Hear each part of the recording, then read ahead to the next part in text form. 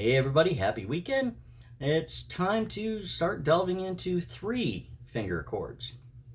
These are going to be a little more complicated. They're going to feel a little awkward at first, but trust me, in no time at all, you'll have it. Just keep practicing, keep plugging away. We're going to start off with, it's a D chord. We're not going to get into specifics of whether it's major, minor, or whatever. It's just a simple D open chord. Take your middle finger, place it on the 2nd fret of the high E, the 1st string. Take your 1st finger, skip a string so that you have it on the G, 2nd fret, 3rd string.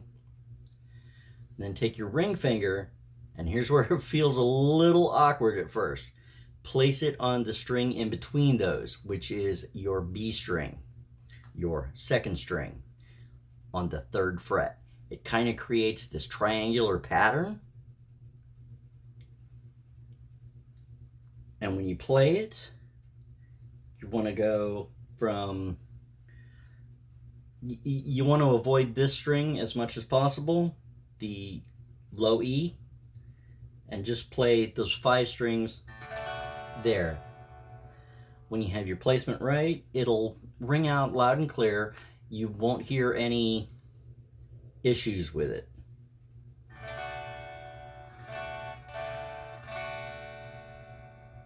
And like before, lift your fingers up, play everything open, drop them back down to where they belong, and just keep working at that.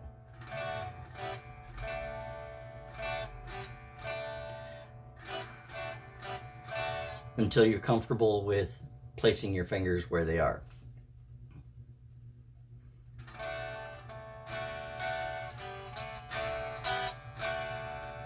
And just keep strumming.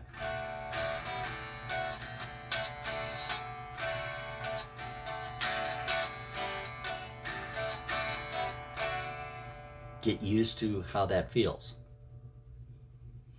Once you've reached that point, it's time to move on to your next one, which is relatively simple. And the reason I'm teaching these chords this way is because they keep your ring finger anchored where it is, which you'll probably find helpful because then you don't have to keep picking up and putting down. So with the next one, and technically it's got 4 different names if you delve into theory. I basically just call it an F chord, or at least an F chord shape. Take your middle finger, pull it away, skip a string, and place it on the D, 3rd fret.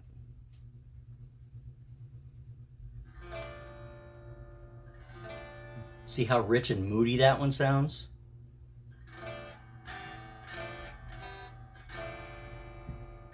Do that string hopping thing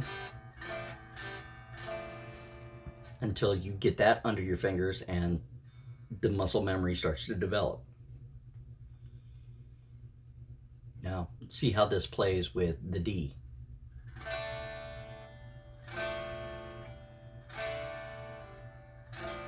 They have a lot of commonalities, but it changes the tone just ever so slightly.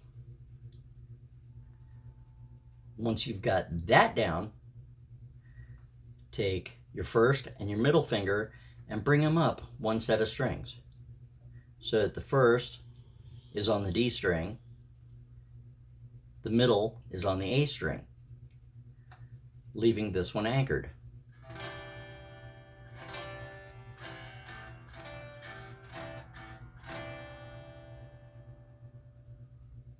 Which gives you 3 new chords so far. D, F, and this one, we'll call it a C. It's technically a C add 9. It's probably my favorite of the C chords because of that sound and how it works with everything else. Once you've got that down, do all 3.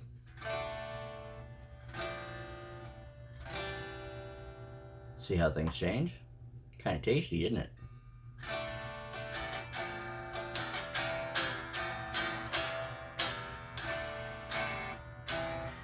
And keeping this anchored.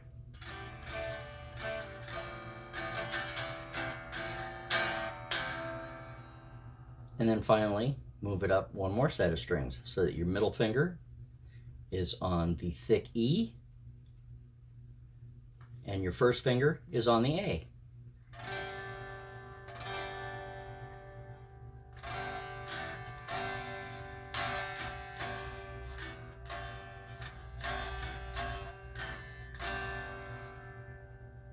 Now, let's do all four. See how that works.